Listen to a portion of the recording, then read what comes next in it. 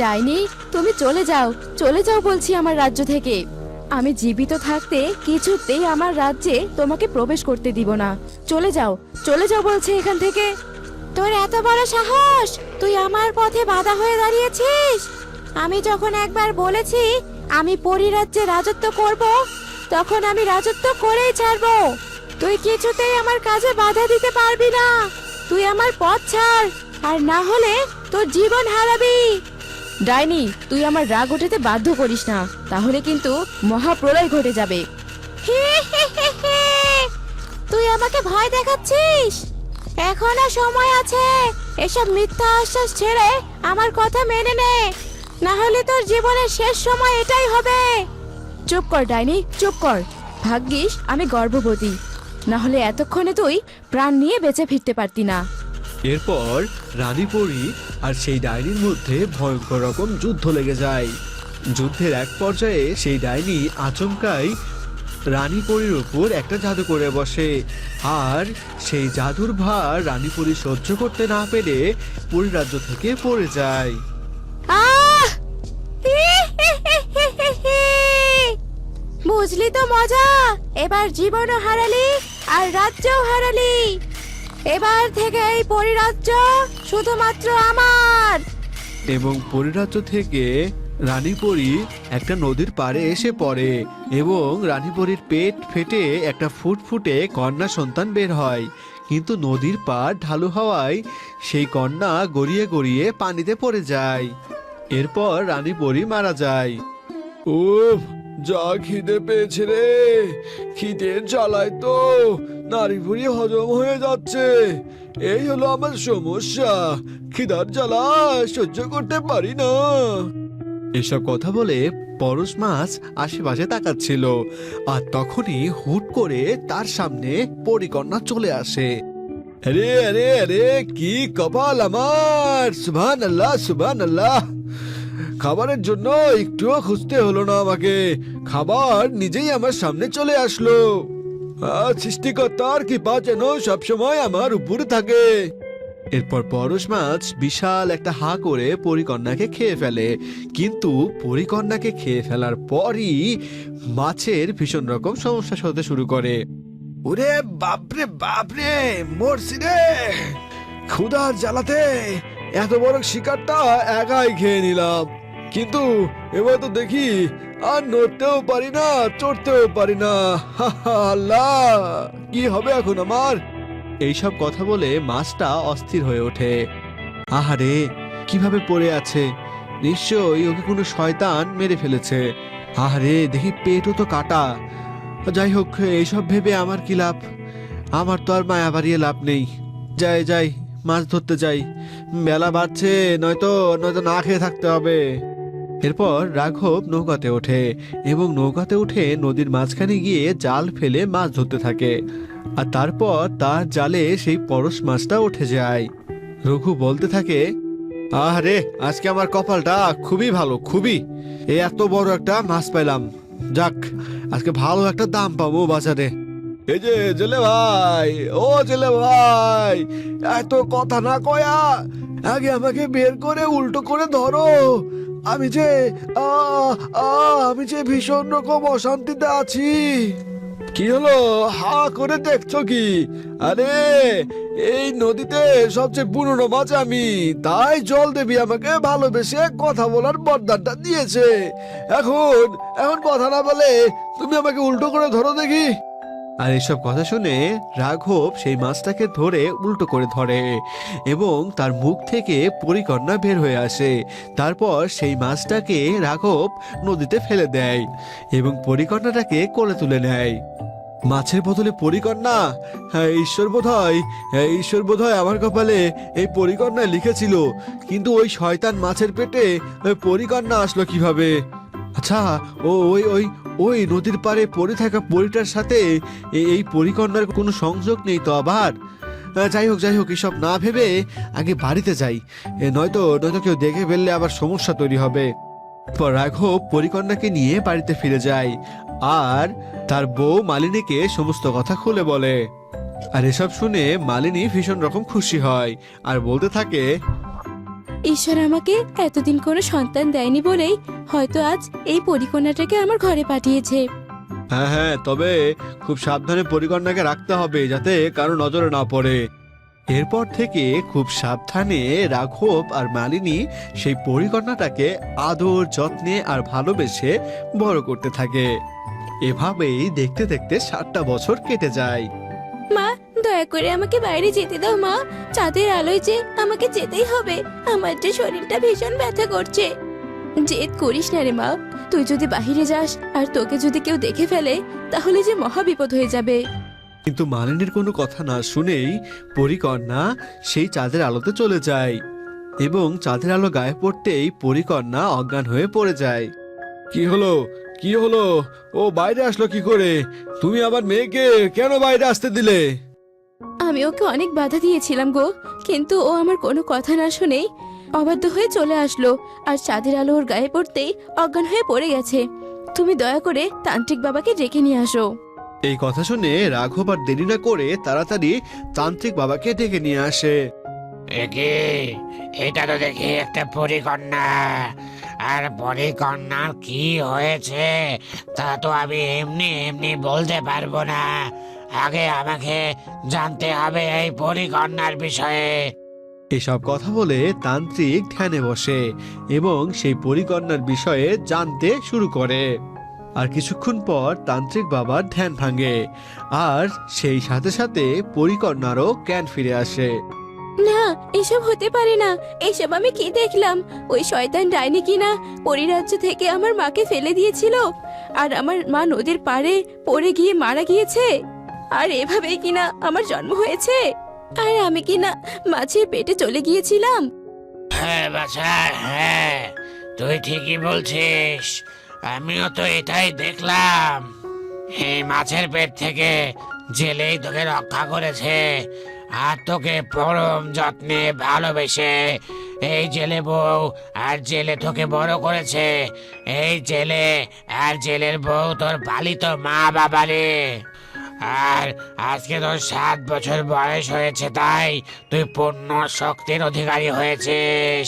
তাই তোর অতীত তুই দেখতে পাচ্ছিস।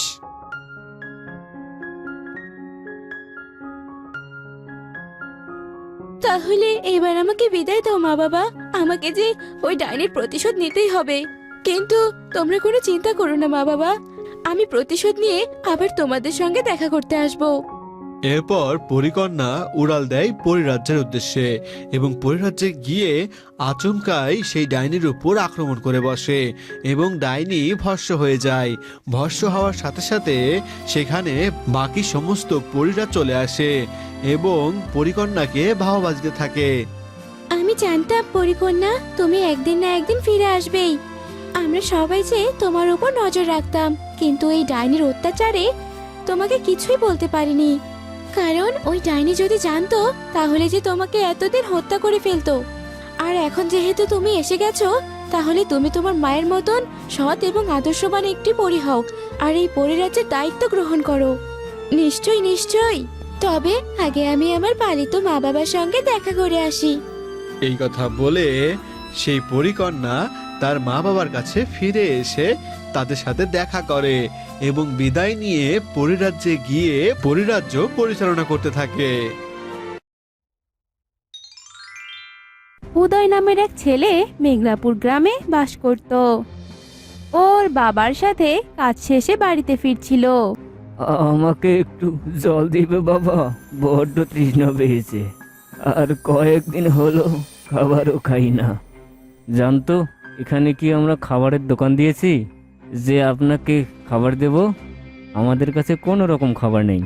বাবা, আমাদের কাছে তো খাবার আছে, সেখান থেকে ওনাকে একটু খাবার দেই। চুপ করে দাঁড়িয়ে থাক, এখন লোকেদের পেশা হয়ে গেছে মানুষের কাছ থেকে খাবার চেয়ে খাওয়া। কিন্তু বাবা, ওনাকে দেখে ওরকম মনে হচ্ছে না। কি হলো, দাঁড়িয়ে আছেন কেন? চলে যান। এই 4টি ভাতের জন্য আমাকে অবহেলা করলি, আমার মতো বিপদগ্রস্তকে সাহায্য করলি না। দেখবি সামনে তোর অনেক বড় বিপদ হবে, অনেক বড় বিপদ। ভিখারিটি সেই কথাগুলো বলে সেখান থেকে চলে যায়। বাবা, দেখলে লোকটি ওগুলো কি বলে গেল? লোকটির কথা যদি সত্যি হয়ে যায় আর আমাদের যদি কোনো বিপদ হয়ে যায়? আরে উদয়, তুই শুধু শুধু ভয় পাচ্ছিস, আমাদের কিচ্ছু হবে না। এরকম কত লোকই বলে যায়। চল বাড়িতে চল। উদয় ও তার বাবা সেখান থেকে বাসায় চলে আসে। আর পরের দিন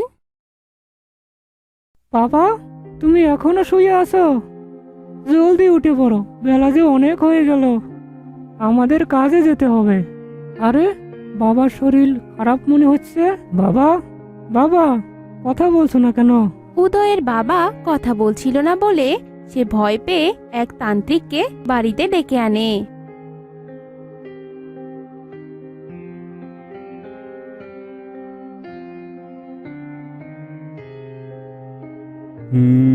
যা ভেবেছিলাম তাই। তোর বাবার কালো চাঁদের প্রভাব পড়েছে, বড় ভয়ঙ্কর কালো প্রভাব। কালো চাঁদের প্রভাব? এটা আবার কেমন করে সারবে তান্ত্রিক বাবা? খুব কঠিন এই কালো চাঁদের ছায়া কাটানো। আমি এই প্রভাব সারাতে পারবো না। কি বলছেন তান্ত্রিক বাবা? তাহলে আমার বাবাকে সুস্থ করব কিভাবে? কিছু তো উপায় বলে দিন। আজ সে পূর্ণিমা রাতে তোর বাবাকে চাঁদের আলো এনে যজ্ঞ করাতে হবে। যজ্ঞ শেষে ওই যজ্ঞের প্রসাদ একজন ভিখারিকে খাওয়াতে হবে। তার কিছুক্ষণ পর তোর বাবা সুস্থ হয়ে উঠবে। মনে রাখিস, পূর্ণিমা রাত্রে এই মহাযজ্ঞ করতে হবে। এ কথা বলে তান্ত্রিক সেখান থেকে চলে যায়। কাল তো পূর্ণিমা রাত, যেভাবে হোক আমার বাবাকে সুস্থ করতে হবে। উদয় যজ্ঞের ব্যবস্থা করে। আর রাতে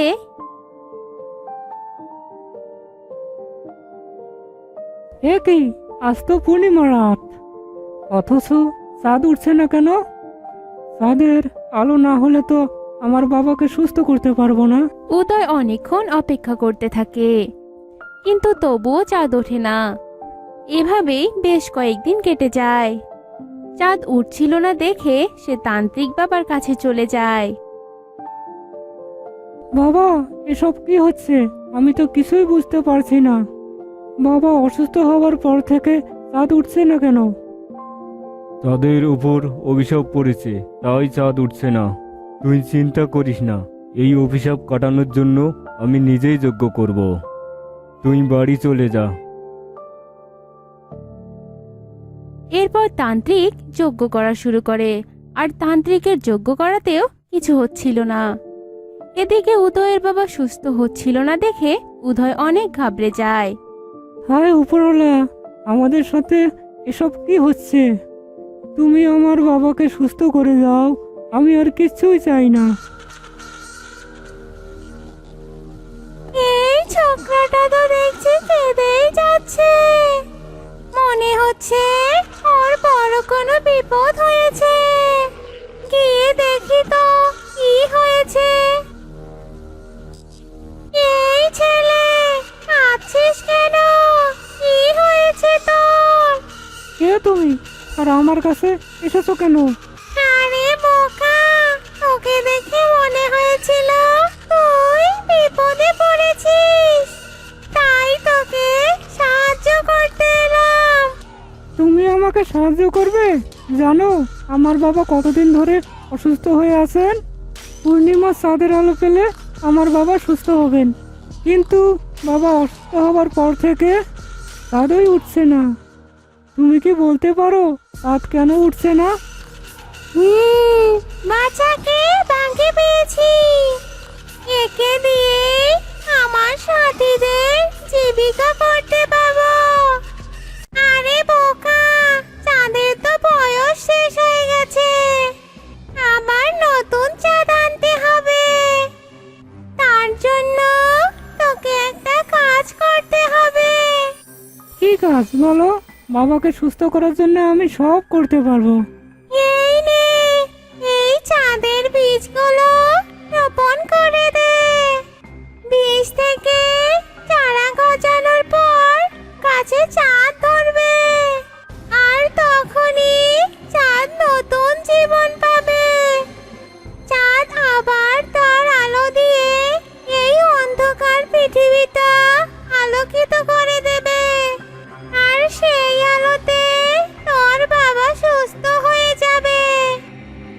বলে ডাইনি সেখান থেকে চলে যায়।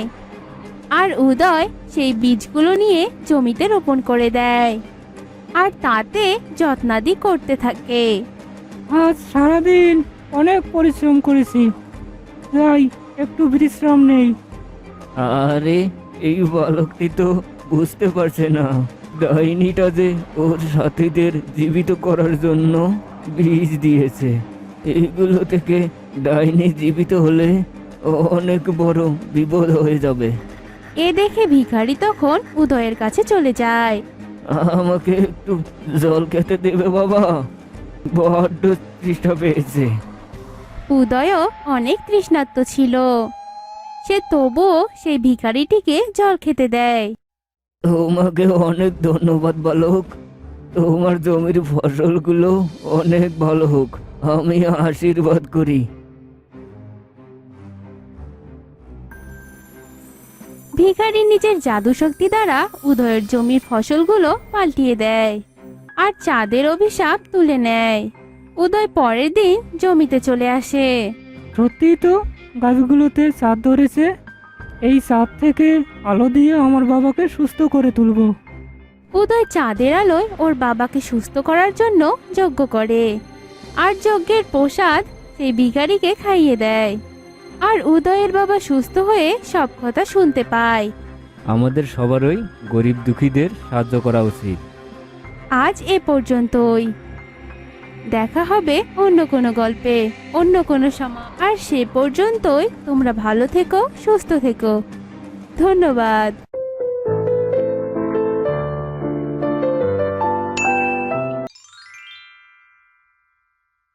এই তো তোরা তিন বোন তো বাড়িতেই আছিস, আয় মা তাড়াতাড়ি খেয়ে নে। সন্ধে হয়ে এলো বলে আমার যে আজ কাজ থেকে ফিরতে অনেক দেরি হয়ে গেল। দেরি করিস না রে মা, সন্ধ্যা হয়ে গেলে তো অন্ধকার নেমে আসবে, চাঁদের আলোও তো থাকবে না, তখন আবার মুশকিলে পড়ে যাব। নে নে তাড়াতাড়ি ঘরে চল তো, তোরা খেয়ে নিবি চল।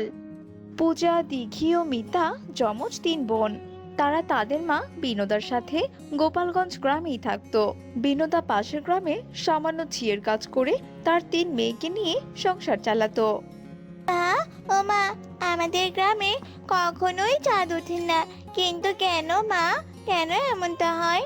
রাত হলেই যেন কুটকুটে অন্ধকার নেমে আসে। বড় হওয়ার পর থেকে আমরা কখনোই চাঁদের আলো দেখলাম না, কেন মা বলো না? সে যে অনেক কথা রে মা। অনেকদিন আগে এক দুষ্টু রাক্ষসী চন্দ্রমাতাকে হত্যা করে। চন্দ্রমাতাকে হত্যা করে চাঁদকে বন্দি করে রেখেছে, তাই যে আর চাঁদের আলো পৃথিবীতে আসে না রে মা। কিন্তু মা, ওই রাক্ষসী কেন চাঁদকে বন্দি করেছে?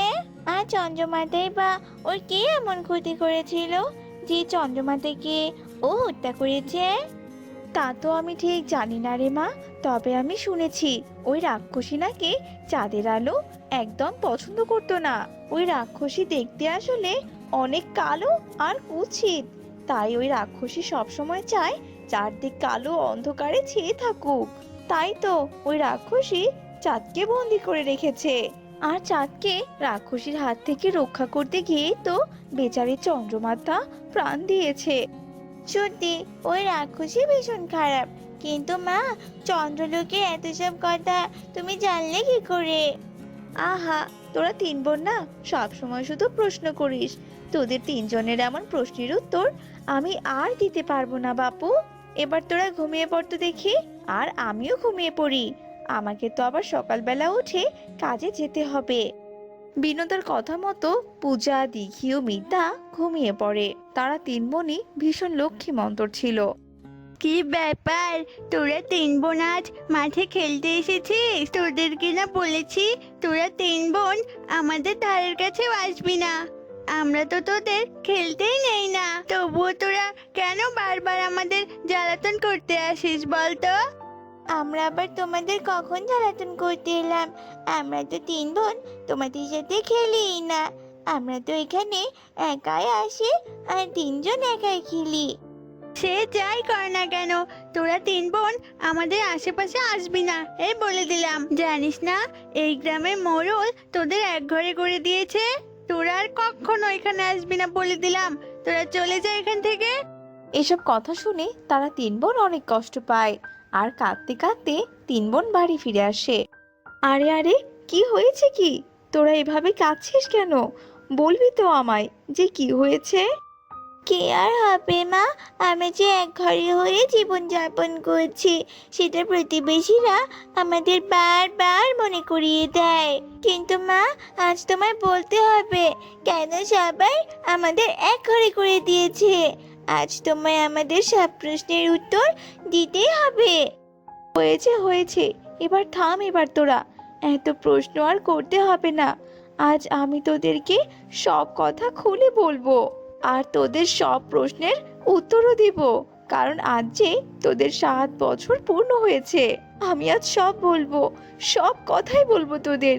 তবে তোরা মনোযোগ দিয়ে শোন। আমি তোদের গর্ভধারিণী মা নই। আমি তোদের ছোট থেকে আদর যত্নে বড় করে তুলেছি। তোদের আসল মাতা হচ্ছে চন্দ্রমাতা আর তোরা হলি চন্দ্রকন্যা। আজ থেকে 7 বছর আগে চন্দ্রমাতা রক্তাক্ত অবস্থায় তোদের তিনজনকে নিয়ে পৃথিবীতে আসে আর চন্দ্রমাতাকে প্রথমে আমি দেখতে পাই। আরে আরে, আপনি কে? কে আপনি? আর এভাবে রক্তাক্ত অবস্থায় পথের ধারে পড়ে আছেন কেন? আর তার সাথে তিনটে যমজ শিশু। আপনার তো প্রচুর পরিমাণে রক্তক্ষরণ হচ্ছে। চলুন, আমি আপনাকে হাসপাতালে নিয়ে যাচ্ছি। আর দরকার হবে না, আমার হাতে যে সময় নেই। আমি আসলে চন্দ্রমাতা আর এই 3 কন্যা আমার। চন্দ্রলোকে যে এক ভয়ঙ্কর রাক্ষসীর আক্রমণ ঘটেছিল, ওই রাক্ষসীকে বাধা দিতে আমার এই অবস্থা হয়েছে। কিন্তু আমি চাঁদকে রক্ষা করতে পারিনি। ওই রাক্ষসী চাঁদকে বন্দি করে রেখেছে।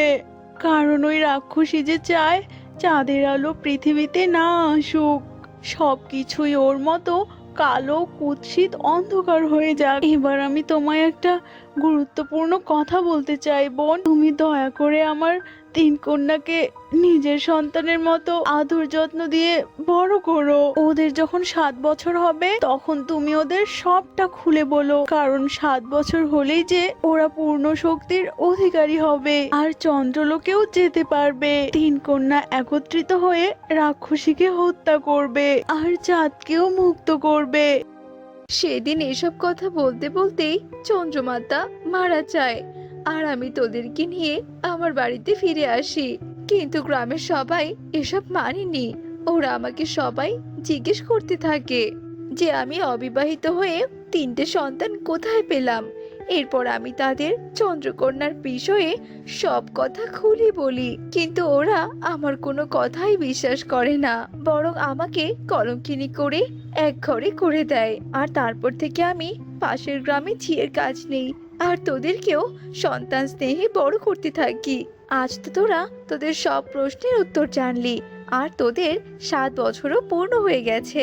এবার তবে তোরা চন্দ্রলোকে ফিরে যা আর ওই শয়তান রাক্ষসীর হাত থেকে চাঁদকে উদ্ধার কর। আর তোরা তোদের মায়ের মৃত্যুর প্রতিশোধ নে। 7 বছর থেকে যে পৃথিবীতে কোনো চাঁদের আলো আসেনি। আজ যখন আমরা সবটা জানতে পেরেছি তবে তোমায় আর কিচ্ছু বলতে হবে না। আমরা যাচ্ছি চন্দ্রলোকে। তুমি আমাদের আশীর্বাদ করো মা। আমরা তোমার গর্ভধারিত সন্তান না হলেও আমরা যে তোমারই সন্তান।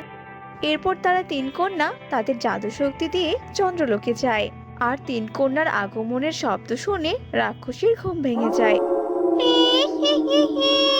চাঁদের দেশে কিনা 3 কন্যা, কিন্তু তোরা কারা রে যে তোদের আগমনে আমার ঘুম ভেঙে গেল?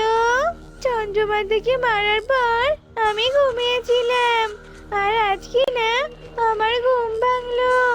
উফ, বড্ড খিদে পেয়েছে আমার। তবে এবার আমি তোদেরকে আমার ক্ষুধা মেটাবো।